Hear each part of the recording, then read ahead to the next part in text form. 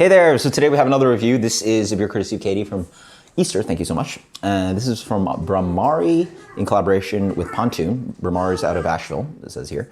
And then apparently this is brewed out of Hive Mind, so I guess they're contracting in Asheville still.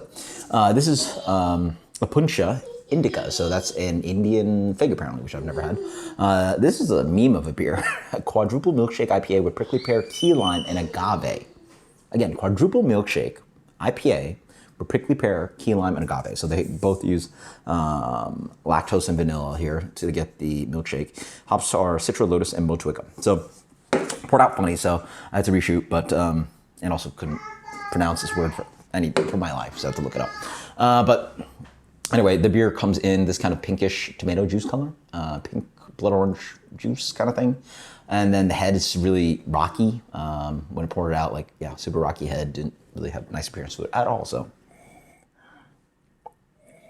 On the nose, I get almost a little bit of strawberry. I would have guessed that strawberry was in this beer. Almost like a strawberry shortcake kind of thing. Definitely a lot of vanilla on the nose, so it reminds me a little bit of the Decadent Ales beers. Just vanilla IPA with some fruit added. Cheers. So for 13.2, not as boozy impression-wise. Generally pretty good at detecting that. I can feel it on the way down, but this beer doesn't drink maybe that high. Definitely very strong, so I would have guessed anywhere from 9 to 11, 12%. So good range, but definitely like imperial, big beer. Yeah, at least 9. Good amount of, it's just a solid amount of like hop character, like hop green thing going on. Dry. I get a little bit of that kind of like interesting kind of agave sweetness in there. Not really quite sure what the lime is doing. Prickly pear I don't really get the fruitiness of the adjunct additions. It's mostly just a vanilla milkshake IPA with a little bit of like agave sweetness, and though somehow it's relatively dry. Not a very sweet beer at all, which is surprising. But the alcohol is offering some sweetness too. That's, part of like having such big beers is the alcohol is a impression of sweetness, right? As part of how our brain interprets sweetness. Yeah, it's all right. Like, I don't see why this beer has to exist, right?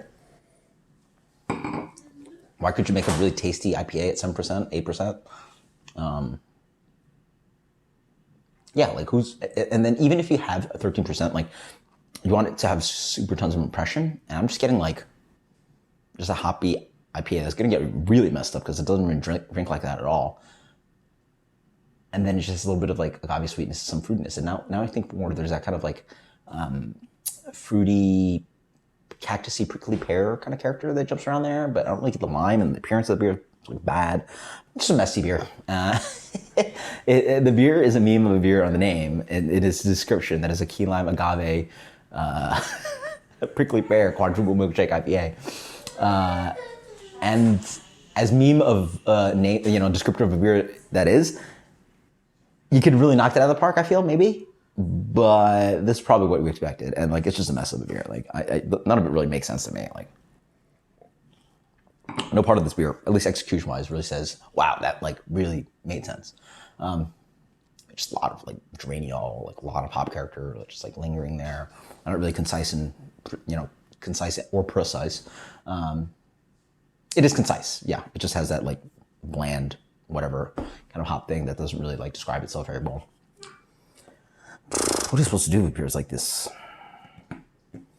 Not the worst beer you had, but like 72. Sure, yeah, C minus, why not? 72. That is Opuntia Indica. Post in comments below if you've had this one. It does what it does. I don't really know why it needs to be there, but try it out. It's interesting. It's different. Until next time, cheers. Later.